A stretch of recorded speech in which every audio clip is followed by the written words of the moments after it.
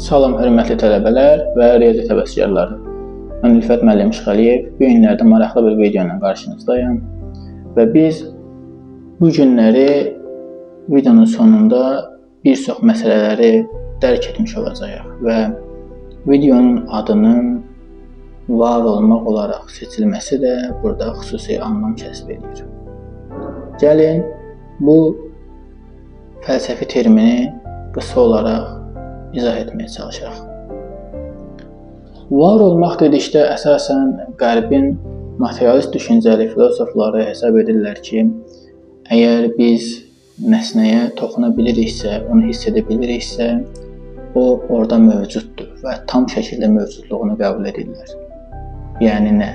Yəni əgər otağa girdikdə, otaqda bir kitab görürsünüzsə və kitaba toxuna bilirsinizsə, deməli orada mövcuddur.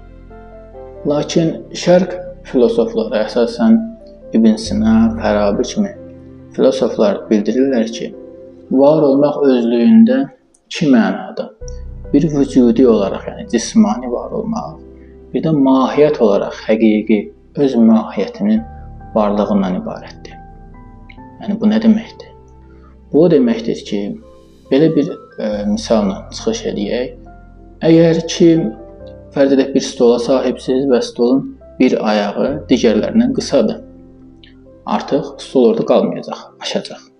Və siz stolun taraz qalması üçün evdə oxumadığınız köhnə kitabları stolun ayağına yerləşdirmisiniz.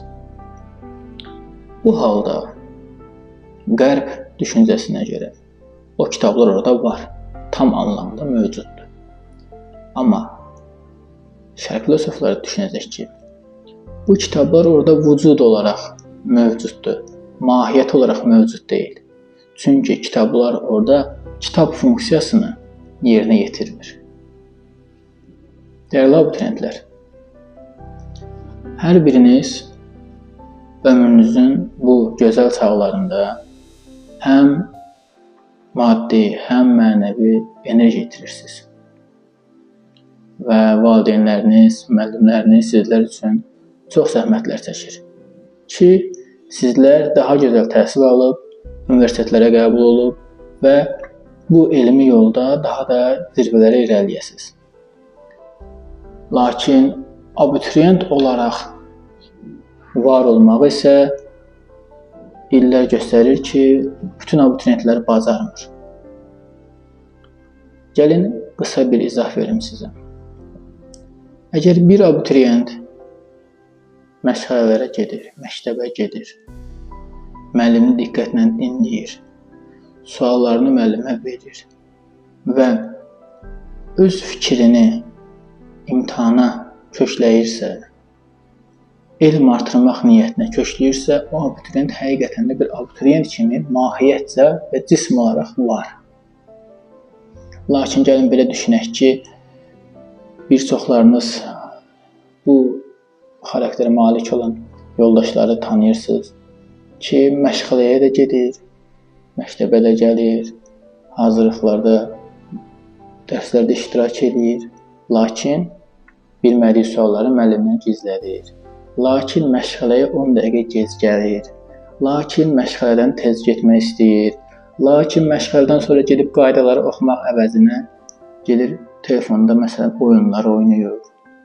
Artıq bunlar abituriyentin mahiyyət olaraq var olması yox, cism olaraq var olmasıdır. Və yekunda mahiyyət olaraq var olmadıqları üçün imtahanda yüksək nəticə göstərmələri şübhə altında olur. O səbəbdən dəyərli abituriyentlər, tələbələr, şagirdlər, hər biriniz çalışın ki, mütləq şəkildə çəkilən zəhmətlərin, çəkilən əziyyətlərin qarşılıqlı olaraq həm valideynləriniz üçün, həm müəllimləriniz üçün, həm də öz sərf etdiyiniz zəhmətlər üçün mahiyyət olaraq var olun. Mahiyyət olaraq var olduqda hər zaman uğur qazanacaqsınız. Ola bilər ki, dərs izahından sonra evdə hər hansı bir sualı bilməzsiniz, hər hansı başqa bir mövzudu bilməzsiniz. Bunu özünüz araşdırıb öyrənirsinizsə, deməli siz həqiqətən də mahir olaraq varsınız. Və yaxud da bilmədiyinizi müəllimdən telefon üzərindən soruşursunuzsa, yenə də mahiyyət olaraq abituriyent kimi mövcudsuz. Bu qətiyyən sizi narahat eləməsin. Və yaxud bizim elə dəyərli yoldaşlarımız ola bilər ki, maddiyyat səbəbindən məşğələlərə gedə bilməz. Amma əlində olan vəsaitlərdən hazırlaşır, oxuyursa, belə onun mahiyyət olaraq abituriyent olması deməkdir. Və bu daha üstündür və bu daha yaxşıdır. Hər birinizə bir müəllim olaraq tövsiyə edirəm ki, çalışın maksimum dərəcədə. Məşğələlər ya indi sentyabr ayından başlayırdıq bəzi müəllimlərdə. Bəzi müəllimlərdə artıq başlayıb, fərq etməz. Çalışın ki, mahiyyət olaraq abituriyent olun.